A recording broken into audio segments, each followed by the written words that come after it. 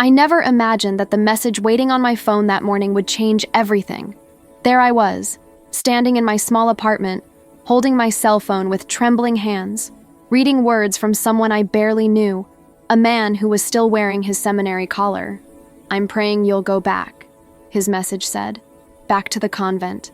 Back to the life I'd just left behind. What he didn't know, what nobody knew, was that I wasn't coming back. Story based on true events. Names, locations, and some facts have been altered to preserve the privacy of those involved. Some stories don't make sense when you first hear them. This is one of those stories. My name is Lisa, and if you'd told me 6 years ago that I'd be standing here today, married to a man who once studied to become a pastor, after I'd spent 2 years living behind convent walls, I would have laughed. Or cried. Probably both.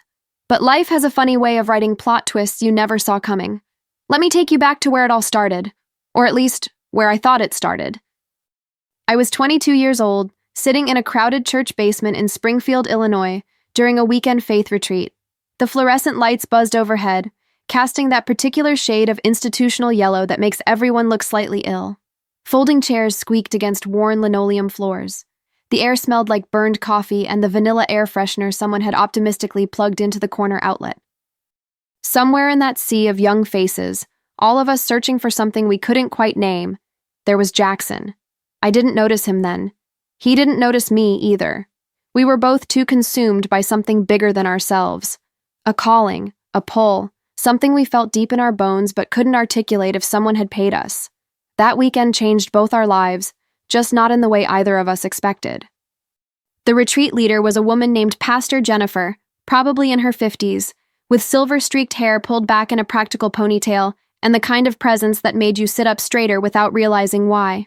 She talked about vocation like it was a living thing, something that breathed and moved and called to you in the quiet moments. I remember her words echoing in that basement room. Your calling isn't about what you do. It's about who you're becoming. I wrote that down in my journal, underlined it 3 times, and felt something shift in my chest. For me, the pull was toward silence, toward stone walls and morning prayers and a life hidden from the world. I wanted to disappear into something pure, something untouched by the chaos I'd grown up in.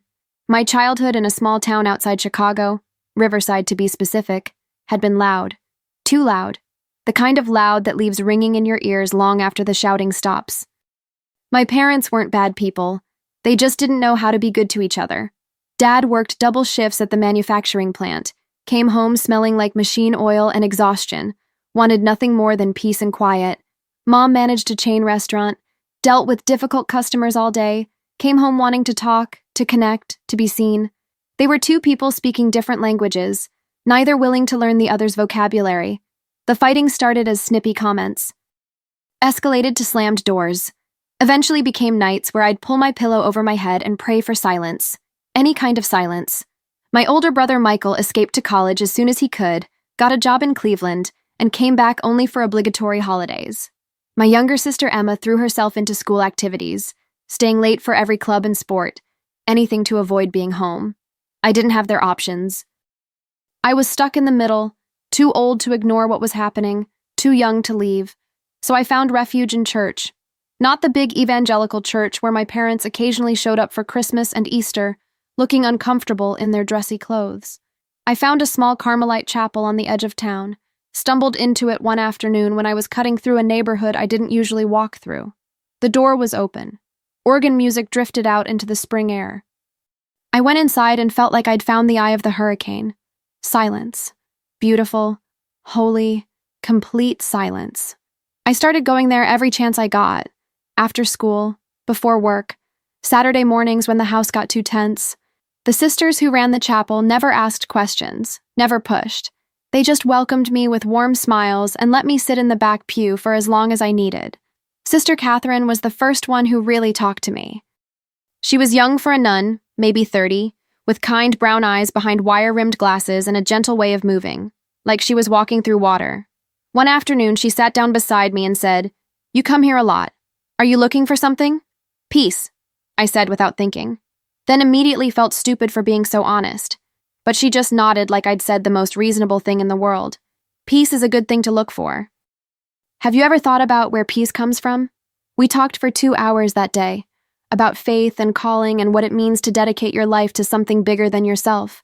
She told me about the Carmelite life, the prayer, the community, the radical simplicity of it all. And something in me responded like a tuning fork struck at exactly the right frequency. This was what I'd been searching for. By the time I was 18, I'd already made up my mind. My parents thought I was crazy. "You're too young to make this kind of decision," my mother said, standing in the kitchen with her arms crossed, looking at me like I'd announced I was joining a cult. "You haven't even lived yet. What about college? What about experiencing the world?" "I don't want to experience the world," I told her, and I meant it. "I want to experience God." She didn't understand. How could she? She'd spent her whole life chasing things. A better job, a bigger house, some mythical version of happiness that always seemed just out of reach. I wanted the opposite. I wanted to stop chasing. So at 22, after that transformative weekend retreat in Springfield, after months of applications and interviews and spiritual direction, I entered the Carmelite convent in rural Pennsylvania. The place was called Our Lady of Mount Carmel, tucked into the hills about 2 hours outside Pittsburgh. The building itself was over 100 years old, gray stone with narrow windows and a bell tower that called across the valley 7 times a day. In the winter, which lasted forever in those Pennsylvania hills, the wind would howl around the corners and make the old radiators clank and hiss like they were having conversations. The day I walked through those heavy wooden doors, I felt my heart racing and my palms sweating inside my simple dress. I'd packed one small suitcase, the only possessions I was allowed to bring, some basic toiletries, a few changes of undergarments, a well-worn Bible my grandmother had given me before she passed. Everything else I'd left behind. The Mother Superior greeted me in the entrance hall. Her name was Mother Teresa. Not that Mother Teresa, but she had the same kind of presence. Small and wiry, probably in her 70s, with eyes that seemed to see right through you, through your nervousness, through your determination, through your desperate hope that this would finally make you feel whole.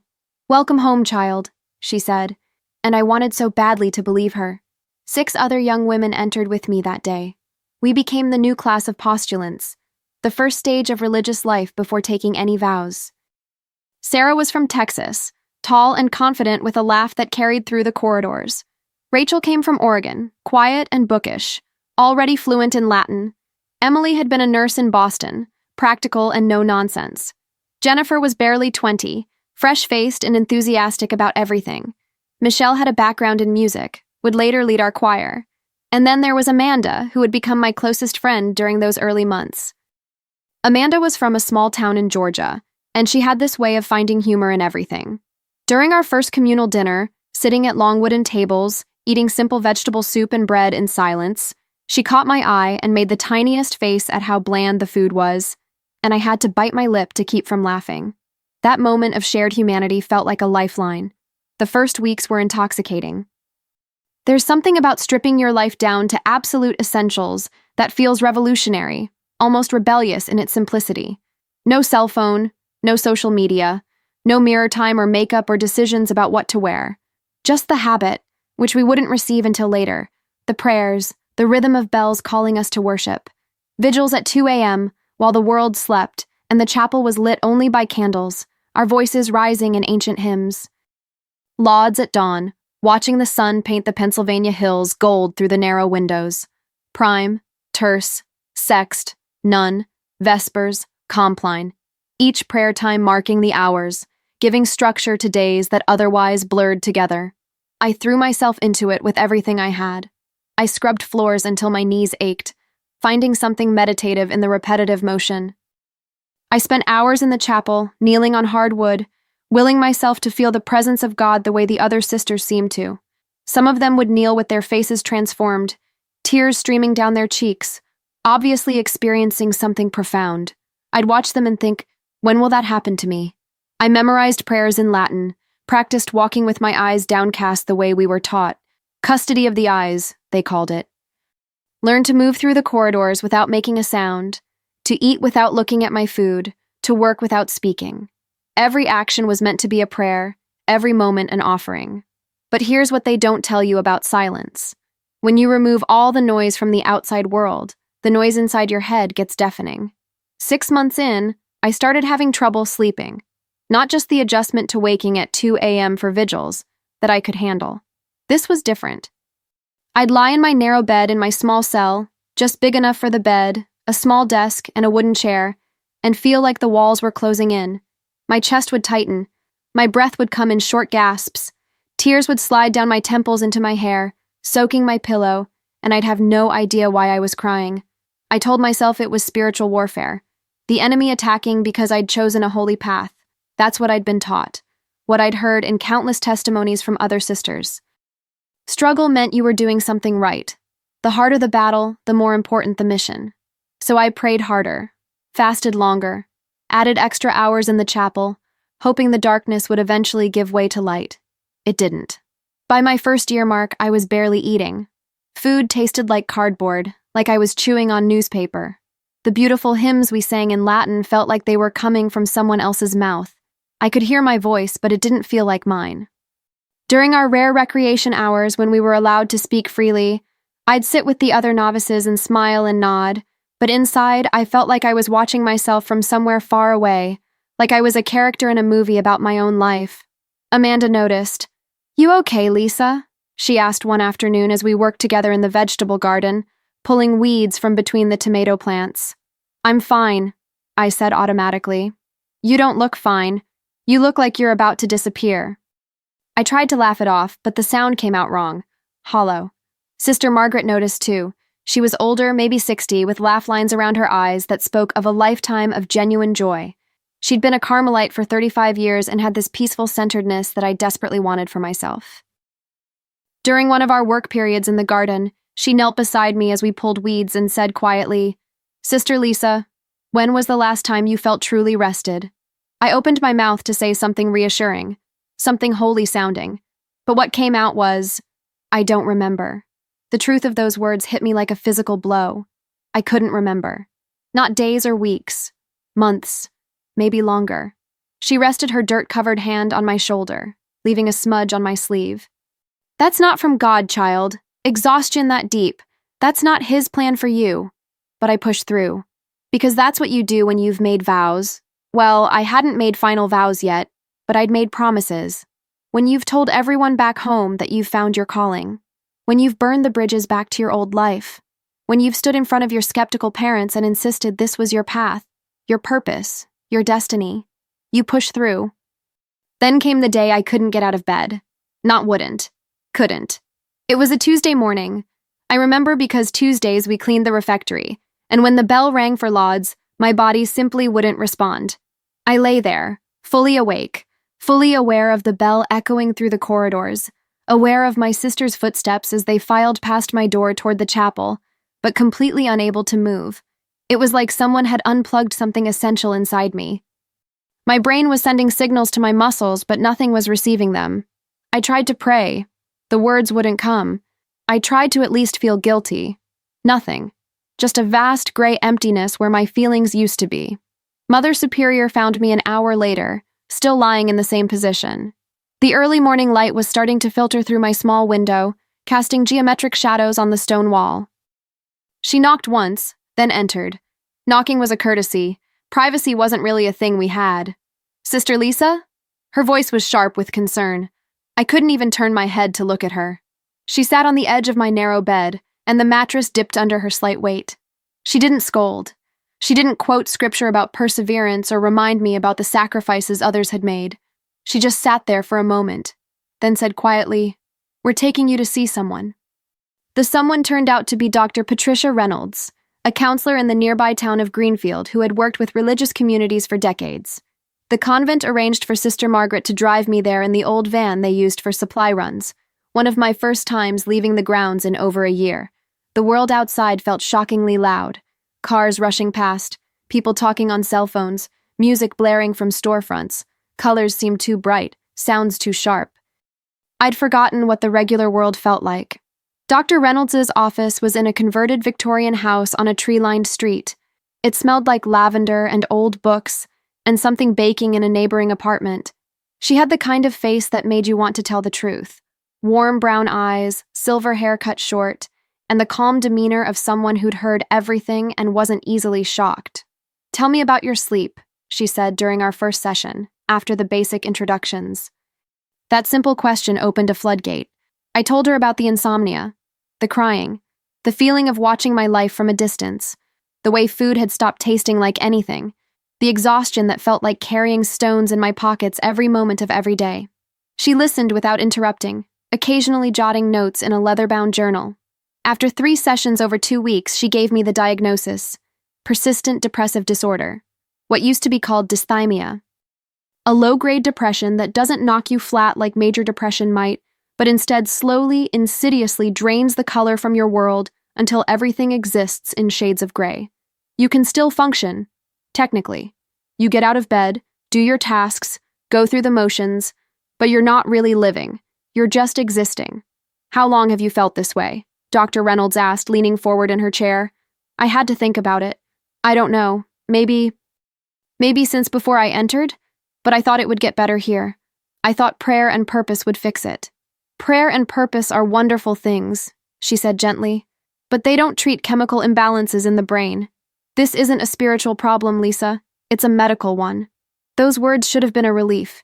Instead, they felt like a failure. It's treatable, Dr. Reynolds assured me, her pen moving across her notepad. But not here.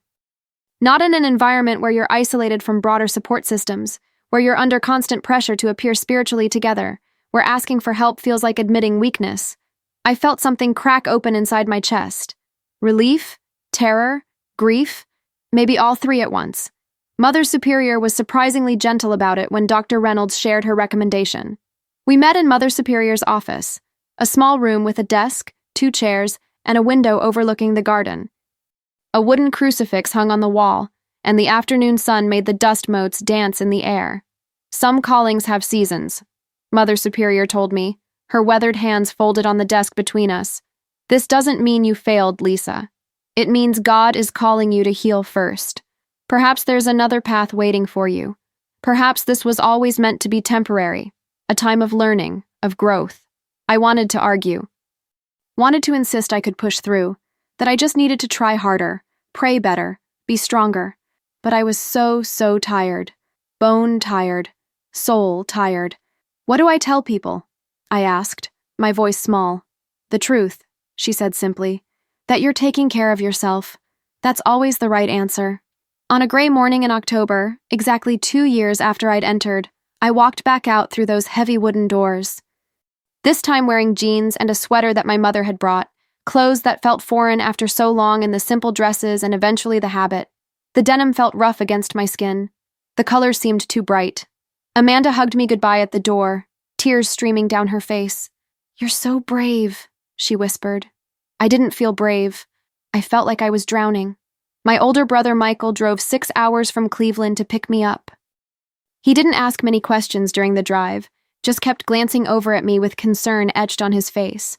The whole ride back, I stared out the window at the Pennsylvania countryside giving way to Ohio flatlands and tried to figure out who I was if I wasn't Sister Lisa anymore. Just Lisa, plain Lisa, lost Lisa, failed Lisa. The voice in my head was relentless. You couldn't even do this one thing. You couldn't stick with it. Everyone was right. You were too weak, too broken, too messed up to ever really commit to anything. I moved into a small apartment in Columbus, Ohio, far enough from my hometown of Riverside to feel like a fresh start, close enough to have some family nearby if I needed them. Michael helped me find the place, helped me move in the few pieces of furniture I'd bought secondhand. A mattress on the floor, a folding table, 2 plastic chairs. That was it. Starting therapy twice a week felt like admitting defeat, but Dr. Patricia had referred me to someone local, Dr. Sarah Chen, who specialized in religious trauma and depression. I started taking medication that slowly, gradually, started to lift the fog. It wasn't dramatic. No sudden breakthrough. Just a gradual realization one day that food was starting to taste like something again, that I'd laughed at a joke on TV, that I'd made it through a whole day without crying. I got a job at a local bookstore, Henderson's Books on High Street, an independent place with creaking wooden floors and the smell of coffee and paper. Being around stories felt safer than being around people who'd ask too many questions about my past. My coworker Emma, different Emma from my sister, was in college, chatty and friendly, but not pushy. She taught me how to work the register, showed me how to do inventory, and didn't seem to notice or care that I was awkward at small talk. For months, I barely told anyone about the convent. When coworkers asked about my background, where I'd been the past couple years, I'd give vague answers about trying different things and figuring out my path. The shame felt like a weight I carried everywhere, in my shoulders, in my chest, in the way I couldn't quite meet people's eyes. Then one evening, scrolling mindlessly through social media, something that still felt wildly indulgent after 2 years without it, I posted something. Just a simple thought that had come to me during therapy about faith and healing and second chances. Something like, sometimes the bravest thing you can do is admit you need to heal before you can help others. There's no shame in choosing yourself. I posted it and set my phone down, not expecting much. Maybe a few likes from people who barely knew me. That's when the message came. A name I vaguely recognized from that faith retreat years ago. Jackson Cole.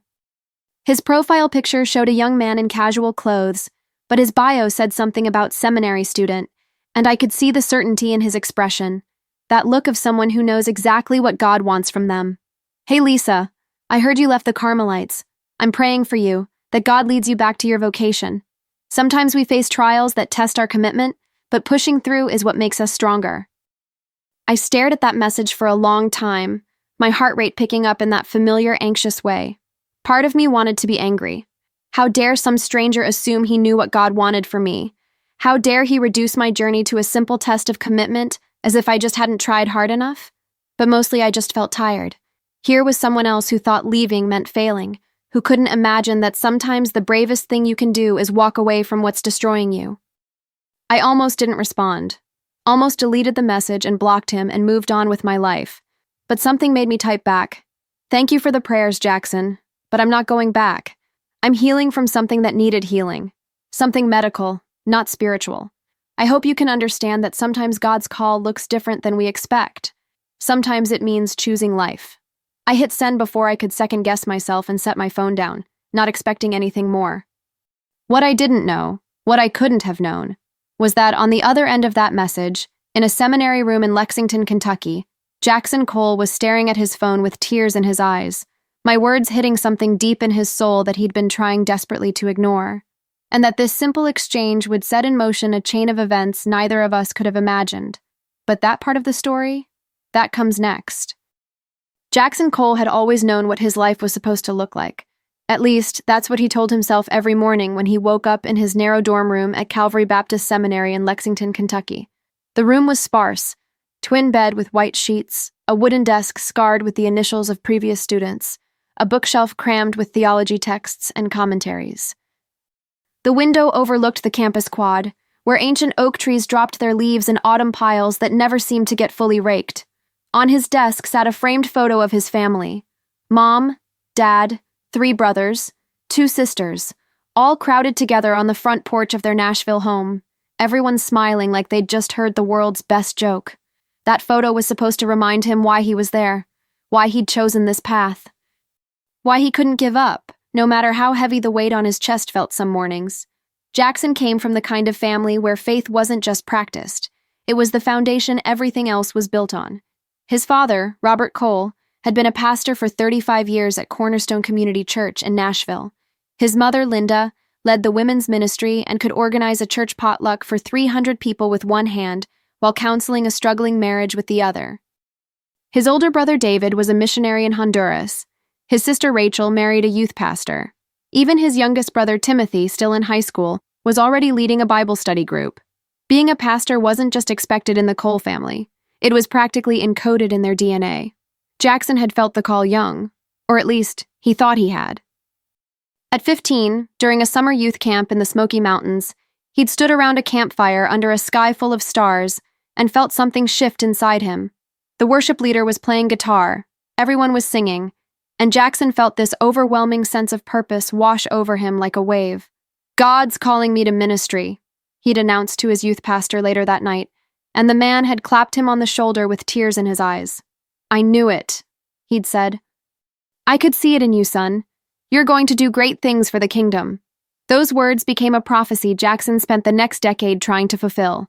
He was the model youth group kid, led Bible studies, went on mission trips to Mexico, Haiti, the Philippines, memorized entire books of the Bible. By 18, he could quote scripture for any occasion, had a ready answer for every theological question, and had preached his first sermon to a congregation that beamed at him like proud grandparents. "That's my grandson," his grandmother had said loudly during the closing prayer, making everyone chuckle. Seminary was the natural next step. He applied to Calvary Baptist in Lexington because it had a reputation for producing solid biblical pastors, men who could exegete scripture, lead with integrity, and build thriving ministries. His father had gone there. His grandfather had gone there. Jackson was continuing a legacy. The first year was exhilarating. He threw himself into Greek and Hebrew, systematic theology, church history, homiletics. He loved the intellectual challenge, the way ancient languages unlocked new dimensions of scripture, the satisfaction of crafting a sermon that built toward a powerful conclusion. His professors praised his work. His classmates voted him class chaplain. Everything was going according to plan. But somewhere around his second year, cracks started to appear. It started with the prayers. Jackson had always been good at praying. Eloquent, passionate, the kind of prayers that made people say, "Amen," and nod their heads. But he started to notice something. He could pray beautifully in public, but when he was alone in his room, the words dried up. He'd kneel beside his bed like he'd been taught since childhood, open his mouth, and nothing. Just silence. Just the sound of his own breathing and the tick of the clock on his desk. He told himself it was exhaustion. Seminary was demanding. Between classes, his part-time job at the campus bookstore, and his weekly preaching duties at a small rural church 40 minutes away, he was stretched thin.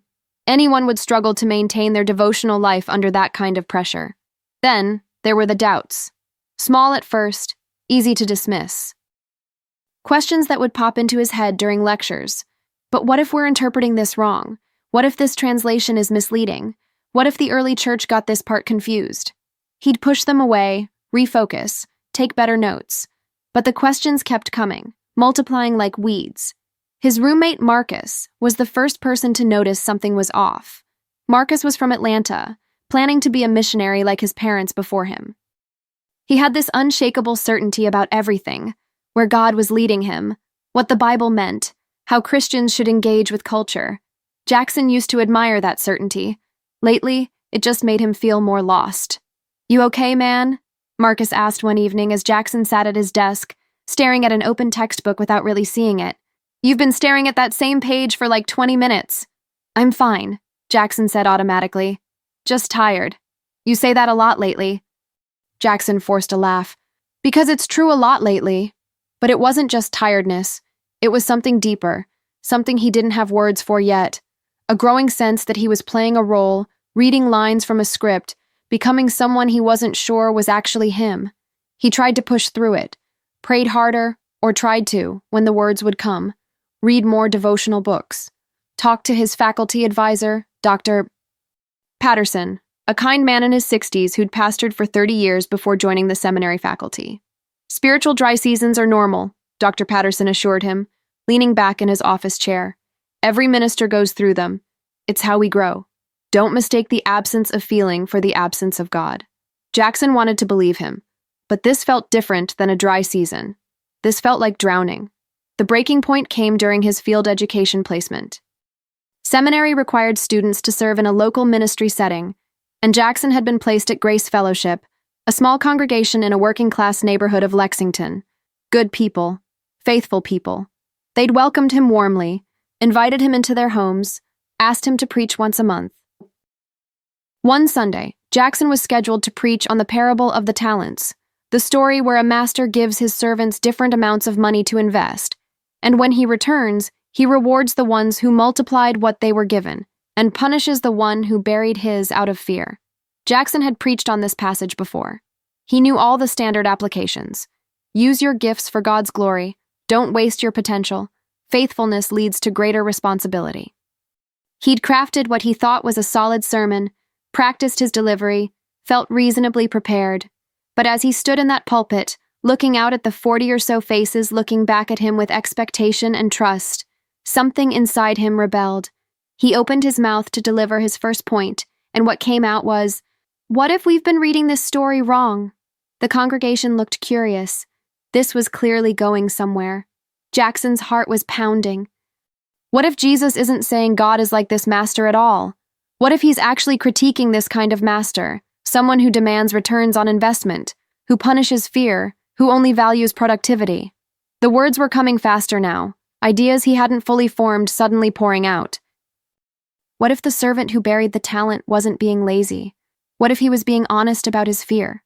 What if the point isn't to maximize our productivity for God, but to recognize that God doesn't actually need our productivity at all? The silence in the room was deafening. People were shifting in their seats. An elderly woman in the front row was frowning. Pastor Jim, the senior pastor who supervised Jackson, had his arms crossed. Jackson stumbled through the rest of the sermon, trying to pull it back to something more orthodox, but the damage was done. Afterward, as people filed out, most offered polite handshakes, but wouldn't meet his eyes. One man, Tom, who always enthusiastically discussed Jackson's sermons, simply nodded and walked past. Pastor Jim asked to speak with him in his office. "Jackson," he said carefully, sitting behind his desk while Jackson stood awkwardly by the door. "I appreciate creative interpretation, but you can't just reconstruct fundamental passages like that without warning. You confused people today.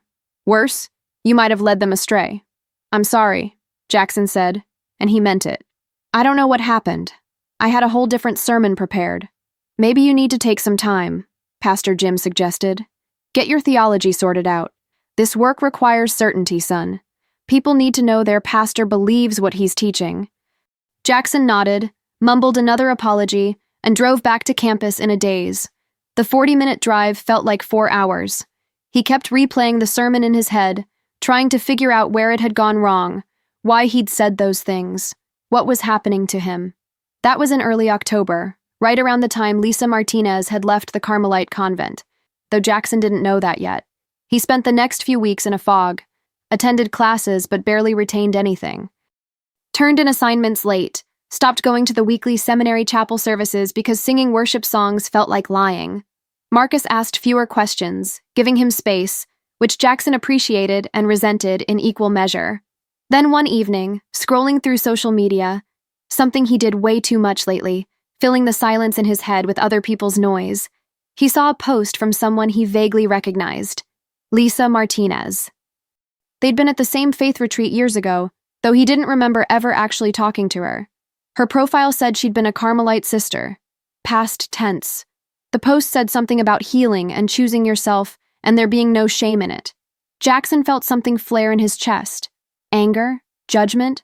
Whatever it was, it made him type out a message before thinking it through. "Hey Lisa, I heard you left the Carmelites. I'm praying for you, that God leads you back to your vocation. Sometimes we face trials that test our commitment, but pushing through is what makes us stronger." He hit send and immediately felt righteous about it. See? He was still trying to help people, still being a good future pastor, still caring about souls and callings and faithfulness. Her response came an hour later. "Thank you for the prayers, Jackson, but I'm not going back. I'm healing from something that needed healing. Something medical, not spiritual. I hope you can understand that sometimes God's call looks different than we expect. Sometimes it means choosing life."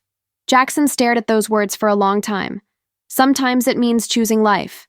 Something about that phrase cracked something open in him.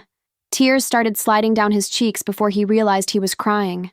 Real tears, not the performative kind he'd gotten good at during emotional worship services. These came from somewhere deep and honest and terrifying. Marcus walked in and stopped short. "Whoa, dude, what's wrong?" "I don't know," Jackson said, and it was the most honest thing he'd said in months. "I don't know what's wrong with me." They talked for hours that night. Jackson told him about the sermon disaster, about the prayers that wouldn't come, about feeling like he was suffocating under the weight of everyone's expectations. Marcus listened without judging, which was exactly what Jackson needed. "Have you thought about taking a break?" Marcus asked finally. "I can't take a break. This is my calling, my family. Everyone's counting on me. But what if it's not your calling? What if you were just told it was for so long that you believed it?" The question hung in the air like smoke. Jackson couldn't sleep that night. He lay in bed staring at the ceiling, turning that question over and over. What if this wasn't his calling? What if he'd been following a script someone else had written? What if the reason he felt like he was dying inside was because he was trying to become someone he was never meant to be? The thought was terrifying and liberating and terrifying again. He started messaging Lisa, carefully at first, apologizing for his presumptuous first message. She was gracious about it, understanding in a way that made him realize she'd probably dealt with a lot of people like him, well-meaning but clueless about what she was actually going through. They started talking about their experiences. Lisa told him about the convent, about the silence that became deafening, about the diagnosis that finally gave her permission to leave. Jackson told her about seminary, about feeling like a fraud, about the sermon that went off the rails. "It sounds like you're suffocating," she wrote one evening. "That's exactly what it feels like," he typed back. "Like I can't breathe. So, why are you still there?" It was such a simple question. Why was he still there? Because his father was a pastor, because his brother was a missionary, because he'd told everyone this was his calling, because leaving would mean disappointing his family, his professors, his church, everyone who'd invested in him, because he'd built his entire identity around being a future pastor, and without that, who was he? "I don't know," he finally wrote. "Fear, I guess. Fear is a powerful thing," Lisa responded. "But living your whole life afraid, that's worse than whatever you're afraid of." They talked almost every day after that, never about anything romantic. At least Jackson didn't think it was romantic. It was more like talking to someone who understood what it felt like to have your life implode, to question everything you thought you knew about yourself, to wonder if faith and calling and purpose were real, or just stories we told ourselves to feel less lost. Around Thanksgiving, Jackson went home to Nashville. The house was exactly as he remembered, always full of noise and people and food. His mom had made her famous green bean casserole. His dad was holding court in the living room, telling stories about congregants in that affectionate way that made everyone laugh. His siblings were there with their spouses and kids, the house bulging with life. Everyone wanted to hear about seminary. How were his classes? Had he preached anywhere? Was he still on track to graduate next year? Jackson smiled and gave vague, positive answers. "It's going well, learning a lot. The professors are great." His father pulled him aside after dinner, while everyone else was watching football in the living room. They stood in the kitchen, the sound of the dishwasher humming between them. "You seem different," his dad said, studying his face. "Everything really okay?" Jackson almost told him the truth. Almost said, "Dad, I think I made a mistake. I don't think I'm called to this. I think I've been trying to be you, and it's killing me." But he looked at his father's face, the pride there, the expectation, the hope, and couldn't do it. "Just tired," he said. "Seminary's intense." His dad clapped him on the shoulder. "I know it is, but you're doing great, son. I'm proud of you. We all are." Those words should have felt good. Instead, they felt like stones being added to an already crushing weight. Jackson drove back to Lexington after the weekend feeling worse than when he'd left. He and Lisa texted throughout the drive. She was dealing with her own family complications, her parents still not understanding why she'd left the convent, her mother making passive-aggressive comments about wasted potential. "At least we can be disasters together," Lisa joked. "The Disaster Club," Jackson wrote back. "Membership, us." December was brutal. Final exams, end-of-semester papers, pressure mounting from every direction. Jackson stopped attending some classes, started turning in subpar work. His grades, which had always been solid, started slipping. Dr. Patterson called him in for another meeting. "Jackson, I'm concerned about you," he said, his face kind but serious. "Your performance this semester has been uncharacteristic. Is something going on we should know about?" This was it, the moment to be honest, to say, "I'm questioning everything. I don't think I'm supposed to be here. I think I'm having a crisis of faith and calling and identity, and I don't know how to fix it." Instead, Jackson said, "I'll do better next semester. I promise." But he knew, even as he said it, that he wouldn't be there next semester. The decision crystallized over Christmas break. Jackson was back home, surrounded by family and expectations and the weight of a legacy he hadn't chosen but had inherited.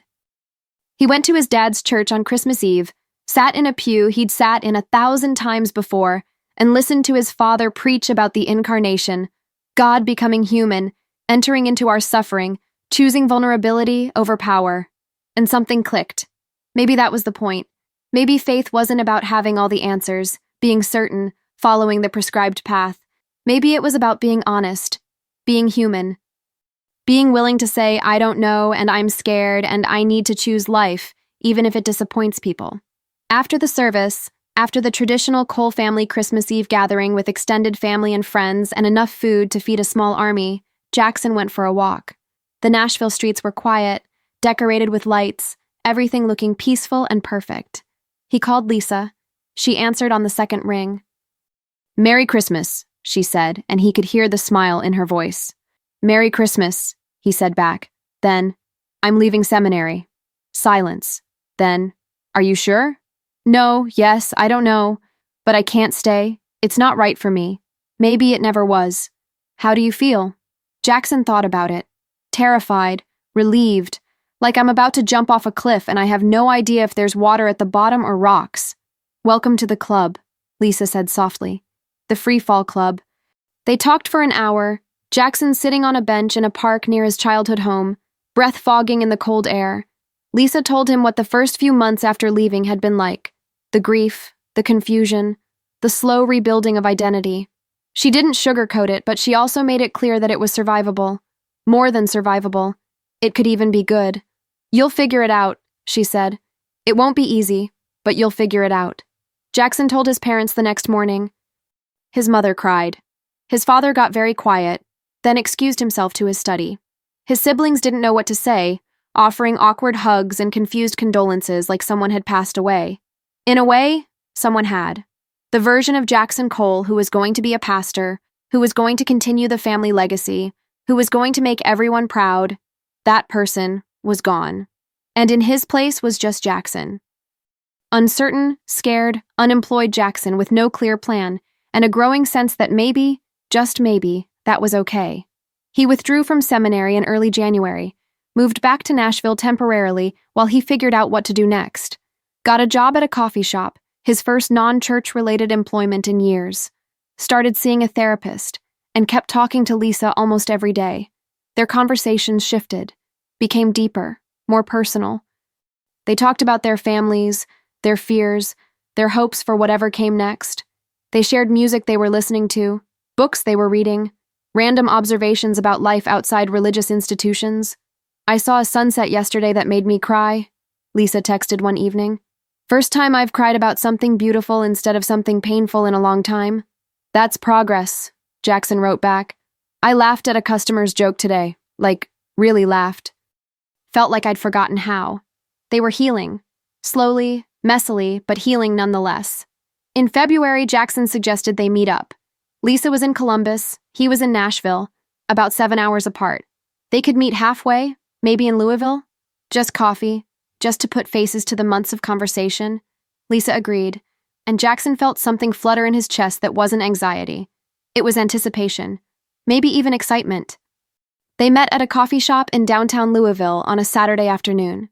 Jackson got there early, nervous in a way he hadn't been since high school. When Lisa walked in, he recognized her immediately from her profile pictures, but somehow she was more real, more present. She had long, dark hair pulled back in a ponytail, warm brown eyes, and a tentative smile that said she was just as nervous as he was. They talked for 4 hours straight, about everything and nothing. The conversation flowed easily, naturally, like they'd known each other for years instead of months. They laughed about the absurdities of religious life, cried about the pain of leaving, dreamed about what might come next. When they finally said goodbye in the parking lot, Jackson found himself not wanting to leave. "We should do this again," he said. "Definitely," Lisa agreed. As he drove back to Nashville, Jackson realized something had shifted. This wasn't just friendship anymore. This was something else, something new and terrifying and wonderful. And for the first time in a long time, the future didn't feel like a crushing weight. It felt like possibility. Spring arrived in Nashville like a whispered promise. The dogwood trees bloomed pink and white along the streets. The air warmed just enough to sit outside without a jacket. And Jackson Cole found himself smiling more than he had in years. Not the practiced, pastoral smile he'd perfected in seminary. The real thing. The kind that came from somewhere genuine. He and Lisa had been talking every single day since that coffee shop meeting in Louisville. Phone calls that stretched past midnight. Video chats where they'd just sit in comfortable silence, both reading or working on separate tasks but wanting the company. Text messages about nothing important. A funny thing a customer said at the coffee shop, a good book recommendation, a question about whether pineapple belonged on pizza. Jackson said yes. Lisa said absolutely not. They agreed to disagree. His family was still adjusting to his decision to leave seminary. His mother had stopped crying every time she saw him, which felt like progress. His father was cordial but distant, like he didn't quite know who this new version of his son was. His siblings tiptoed around the subject, changing topics whenever ministry or church came up in conversation. Only his youngest sister, Emily, 20 years old and studying social work at Vanderbilt, seemed to get it. She met him for lunch one afternoon at a sandwich shop near campus, her curly hair pulled into a messy bun, wearing jeans with deliberate holes in the knees that their mother definitely disapproved of. "You seem happier," she said, biting into her turkey club. "Like, actually happy. Not performing happy."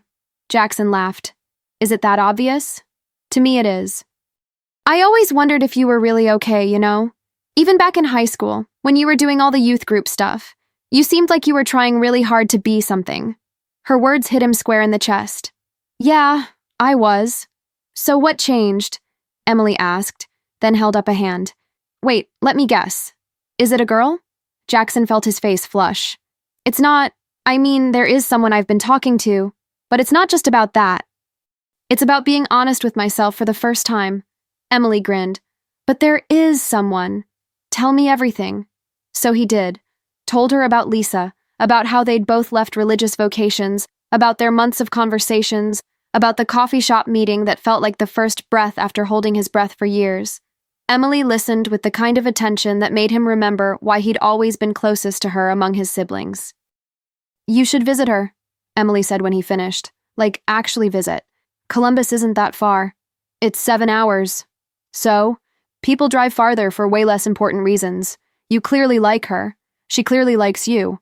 What are you waiting for?" What was he waiting for? Permission? The right timing? For his life to be more sorted out? That evening, he texted Lisa, "Can I come visit you in Columbus next weekend?" Her response came back within minutes. "Yes, absolutely yes." The drive to Columbus the following Saturday felt both endless and too short. Jackson had made a playlist, carefully curated songs that weren't too obvious, but also weren't totally obscure, the musical equivalent of trying to seem casually cool. He sang along badly to almost every song, feeling like a teenager on his way to prom. Lisa had given him her address, a small apartment complex on the north side of the city. When he knocked on her door, his heart was doing gymnastics in his chest. She opened it wearing jeans and a soft blue sweater, her hair down around her shoulders, and Jackson forgot whatever clever greeting he'd been planning. "Hi," he managed. "Hi," she said back, smiling that smile that made her eyes crinkle at the corners. "Come in."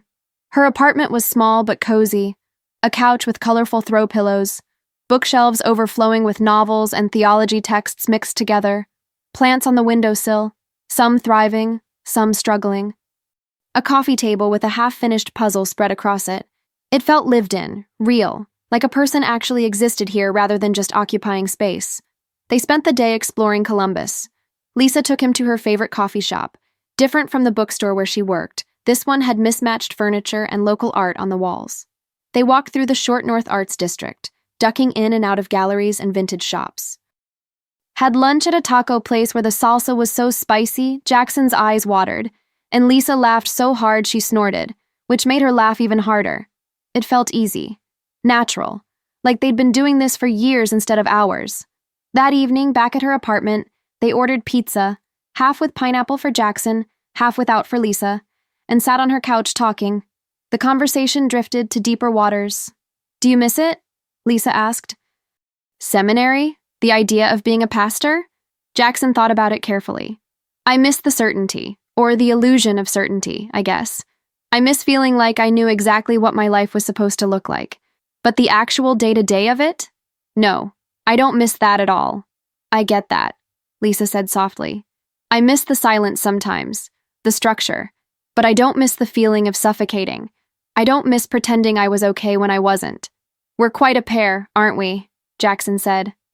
"The ex-seminarian and the ex-Carmelite. Sounds like a sitcom," Lisa joked. Then, more seriously, "Do you think we would have met if we hadn't both left? Like if you were still in seminary and I was still in the convent?" "No." Jackson said immediately.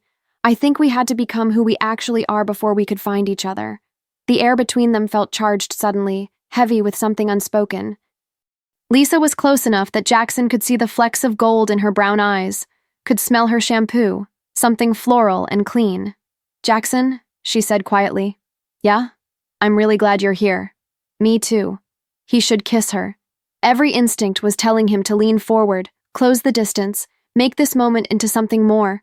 But he was also terrified of ruining it, of moving too fast, of making her uncomfortable.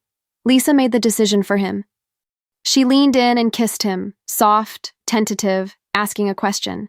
Jackson answered by kissing her back, his hand coming up to cup her cheek, and it felt like the most natural thing in the world. When they pulled apart, both of them were smiling. So, Lisa said, her voice a little breathless, that happened. That definitely happened, Jackson agreed.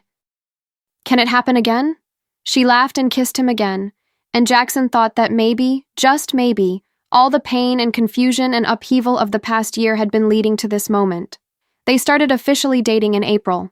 It happened gradually, naturally, without any big dramatic declaration.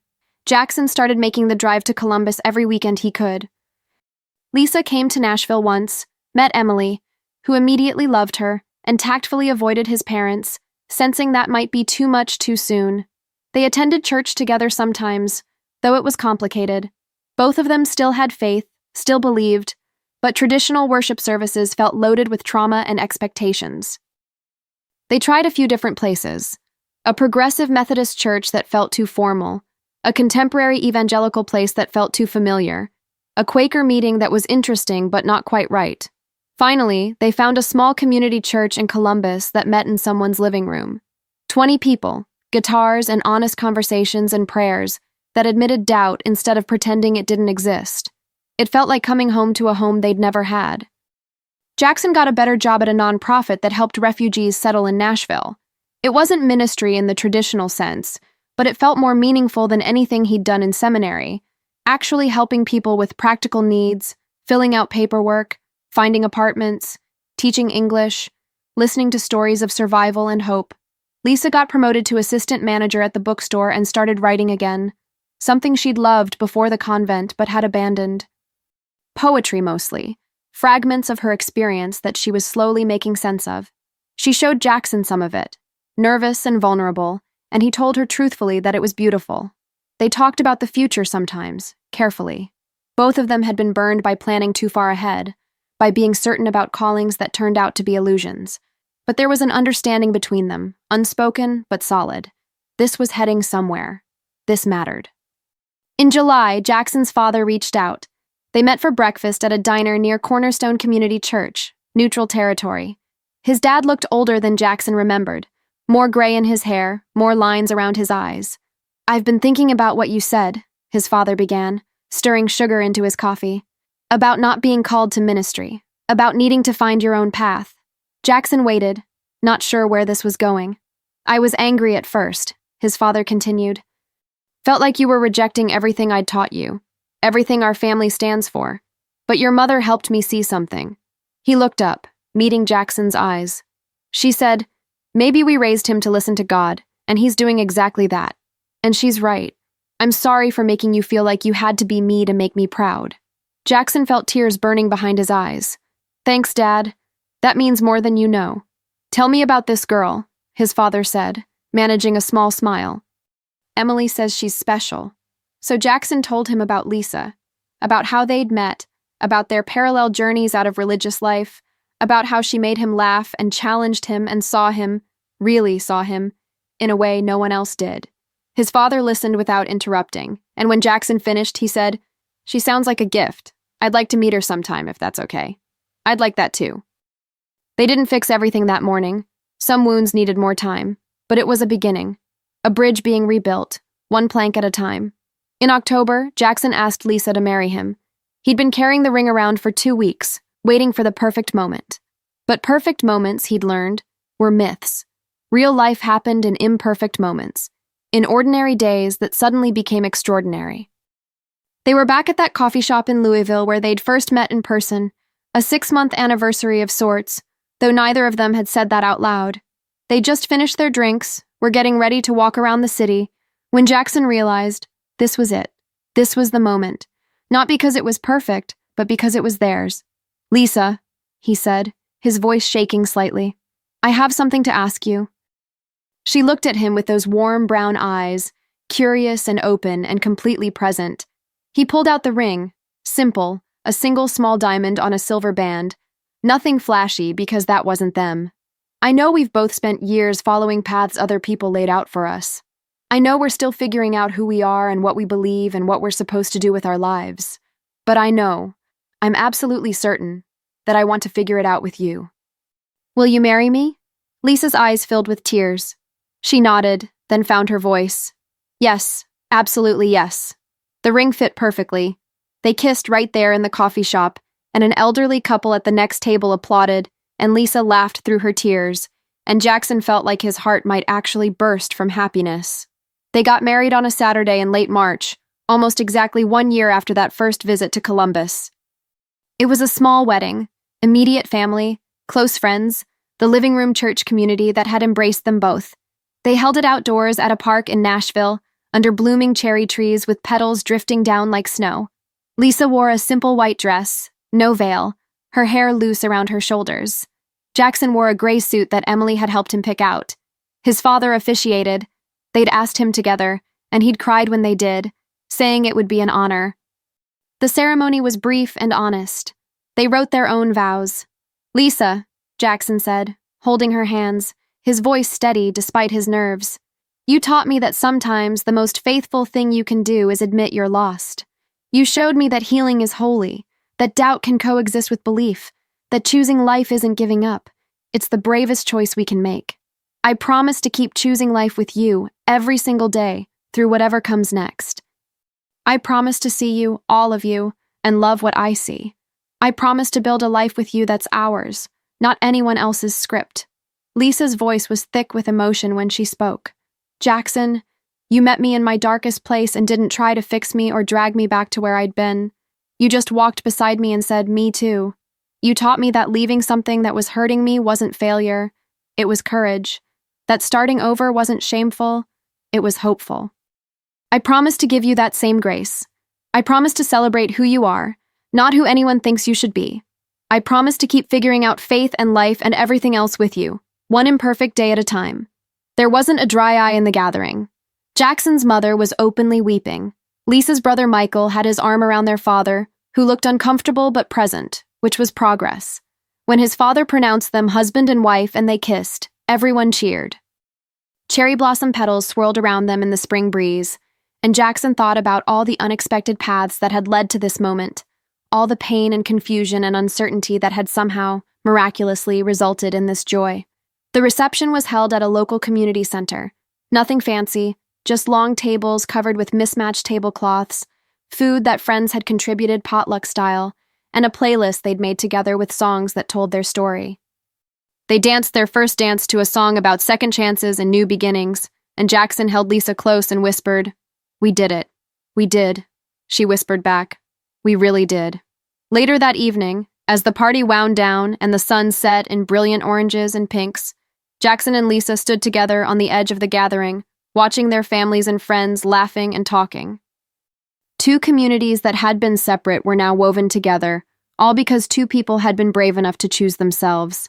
"Do you ever wonder what our lives would have looked like if we'd stayed?" Lisa asked quietly. "If you were Pastor Jackson and I was Sister Lisa?" Jackson considered it. "Sometimes. But then I think, those versions of us wouldn't have been real. We would have been playing roles, slowly dying inside, convinced it was holy to be miserable. And now? Now we're actually alive. Messy and uncertain and figuring it out as we go, but alive." Lisa leaned her head on his shoulder. "I'll take messy and alive over perfect and dead any day." They stood there in comfortable silence, watching the sky deepen from orange to purple to deep blue. Stars were beginning to appear, one by one, like promises being kept. Life after the wedding settled into a beautiful, ordinary rhythm. They moved into a small house in Nashville. Nothing fancy, a fixer-upper with good bones and a backyard where they planted tomatoes that mostly survived. Jackson kept working at the refugee center, eventually moving into a program coordinator role.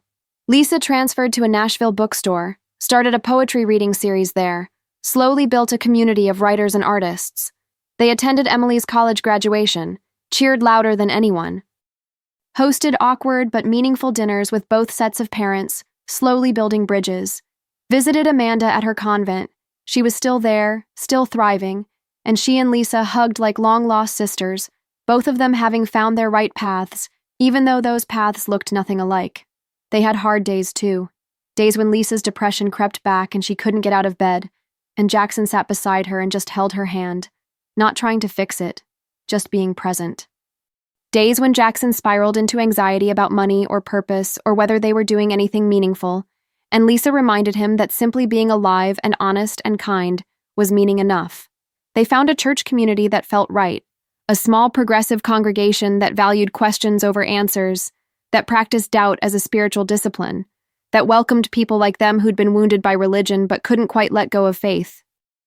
On their first anniversary, they went back to that Louisville coffee shop, sat at the same table if they could. They couldn't, it was taken, so they sat nearby, ordered the same drinks, laughed about how nervous they'd both been that first time. "I almost didn't come," Lisa admitted. "I got in my car and almost turned around 3 times. I got here an hour early and sat in the parking lot giving myself a pep talk," Jackson confessed. "We're ridiculous. We're perfect." They walked around the city as the afternoon faded into evening, hands intertwined, comfortable in the kind of silence that only comes when 2 people know each other deeply, past street musicians and food trucks, through parks where kids played and dogs ran, under trees just beginning to bud with spring's return. "Do you have any regrets?" Jackson asked as they sat on a bench watching the sunset paint the sky. Lisa thought about it. "About leaving the convent? No." "About the years I spent there? Sometimes. But I think those years taught me things I needed to learn. About myself. About what I actually need versus what I thought I should want."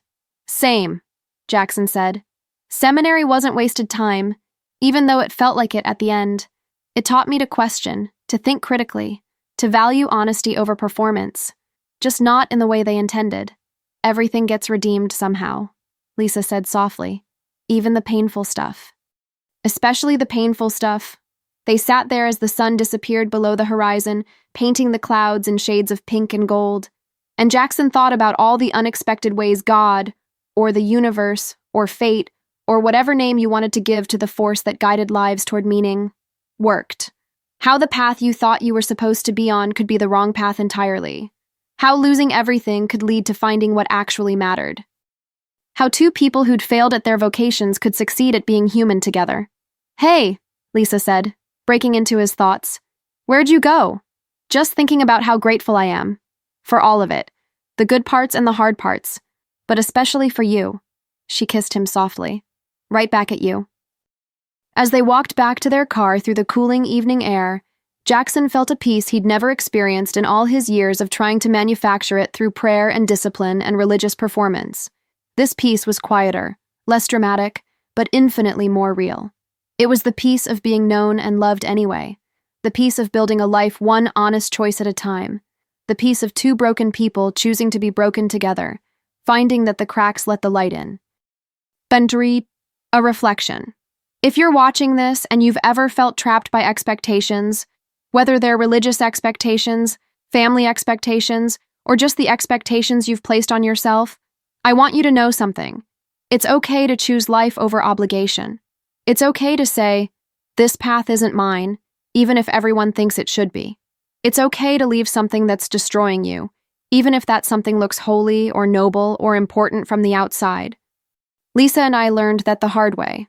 We both thought that faithfulness meant endurance, that love meant sacrifice until there was nothing left of ourselves to give. We thought admitting we were struggling meant we were failing.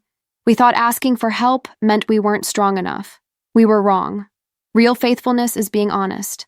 Real love includes loving yourself enough to survive. Real strength is knowing when to walk away from what's killing you.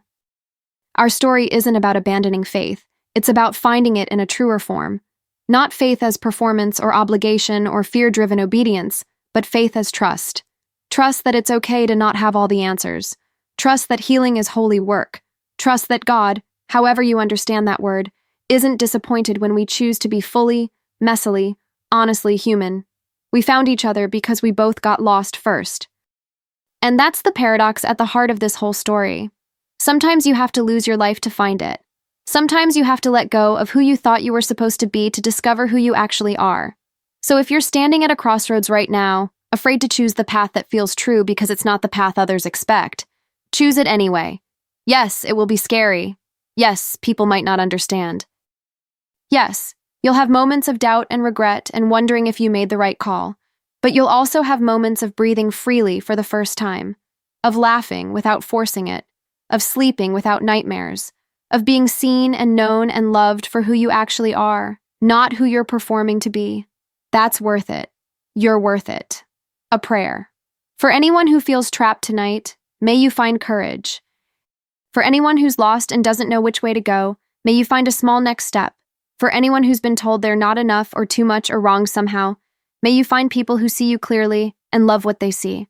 For anyone carrying shame about choosing themselves, may you lay that burden down. May we all learn to be gentle with our own journeys. May we trust that even the wandering has purpose. May we believe that it's never too late to start over, to choose differently, to build a life that feels like home instead of a cage. May we find companions for the road, people who walk beside us without trying to redirect us, who celebrate our courage instead of judging our choices, who remind us we're not alone in this beautiful, terrifying, worthwhile work of becoming ourselves. And may we remember always that choosing life isn't giving up on faith. It's the most faithful thing we can do. Amen.